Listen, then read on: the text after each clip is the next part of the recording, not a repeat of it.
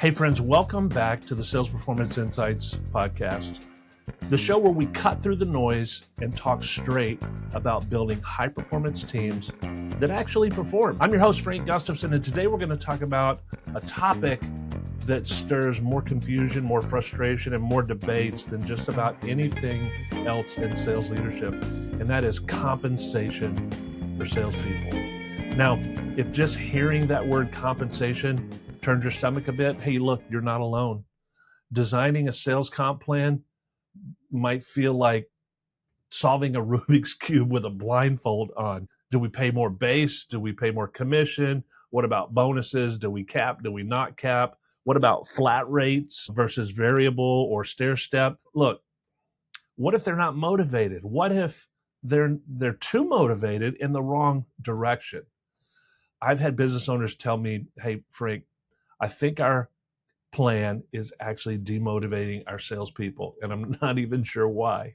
So let's take a few minutes and kind of demystify a sales compensation plan. No fluff, no formulas, just real talk about what works, what doesn't work, and how maybe to think about this smarter, a smarter way to compensate and pay your sales team. So a lot of compensation plans miss the mark. Let's start with a big question. What's the point of a compensation plan in the first place? Most people would say it's to pay the team fairly. And sure, that's true. But the real answer is that a comp plan is a communication tool. It tells your team what you value. If you say, hey, we care about new logos, but your reps make the same money renewing old business, they're not going to chase new logos. They're going to protect their current accounts like gold. If you say, hey, we want profitable deals, but you reward top line revenue, you'll get volume, but not necessarily good business. So first and foremost, your comp plan needs to match your priorities. Otherwise, your salespeople are going to optimize for their plan, not your strategy. And they'll do this with zero guilt because they're just following the money. And that's kind of what we want salespeople to do anyways, right? So what are some of the common pitfalls that we need to consider here? Let's walk through a few of the kind of maybe some of the most common ones that I see. The first one is over-engineering the plan. You think complexity equals cleverness, but in this case, it doesn't. When a rep's got to pull out a spreadsheet just to figure out what they're going to earn on a deal, you've lost them. You've got to keep this thing simple. Number two is trying to please everyone. You're not building a comp plan to avoid tough conversations. You're building it to drive outcomes. And if you water it down to make everyone happy, you won't move anyone to action. Number three is confusing activity with results. I've seen plans that reward things like number of calls, number of demos, number of proposals sent. Look, activity matters. It's a leading indicator, hopefully, to a lagging result, which is revenue. But activity isn't success, and you're paying for business, not for busyness. The fourth one is ignoring the role. All salespeople are not created equally, and they shouldn't be paid the same way. Hunters might need a bigger upside. Farmers want some stability, and inside reps, it's a different mix. So pay for the role, not just the title. Maybe there's a smarter way to think about comp. So let's get practical for a minute here. If you're building or revamping a plan, start with a couple of questions. And this is practical, right? Question number one, what do you want to reward right now? Are you after growth? Are you after profitability? Are you after strategic accounts? Think about outcomes, not just effort. So number one, what do you want to reward right now? And number two, how much risk are you asking the reps to carry? And that's kind of the mix between a base and commissions. The more risk they carry, the more upside they should have. It's just that simple. So if you had to think about maybe a common structure around this, we'll keep it simple. Hunters, maybe it's 50-50 or 60. Account managers, maybe it's 70-30 or maybe even 80-20, base over commissions. Inside sales support or SDRs, maybe it's 80-20 or a plan that's mostly base. And now this isn't gospel, it's just a starting point.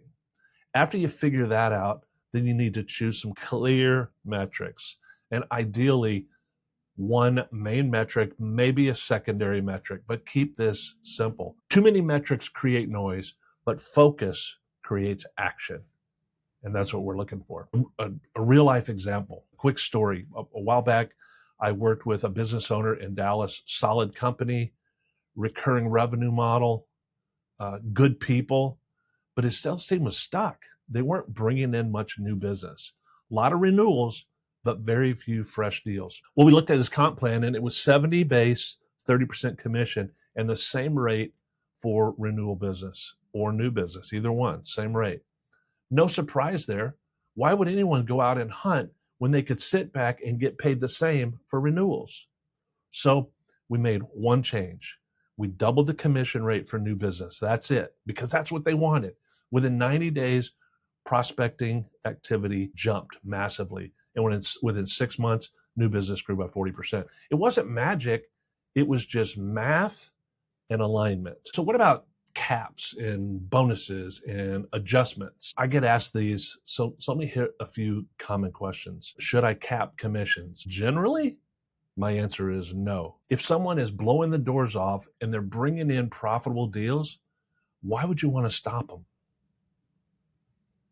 Well, what if I can't afford big commissions right now? Well, start with a higher base and a lower commission, but be honest about it, right?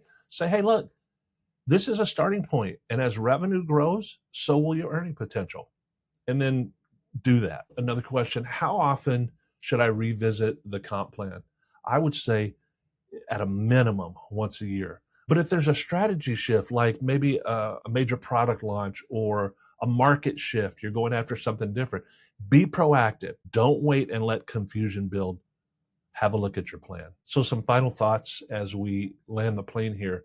Sales compensation is not about spreadsheets. It's about focus. It's about alignment. It's about motivation. And a great comp plan tells your team, hey, here's what matters. Now go win, and we will reward you for that. It doesn't need to be perfect, but it does need to be clear. It doesn't need to be fancy, but it does need to be aligned. And you don't need everyone to love it. You just need it to work.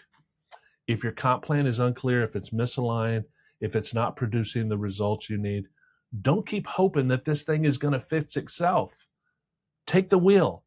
Hey, and if you need a second set of eyes, shoot me a message. I'd be happy to walk through it with you and help you sort the thing out.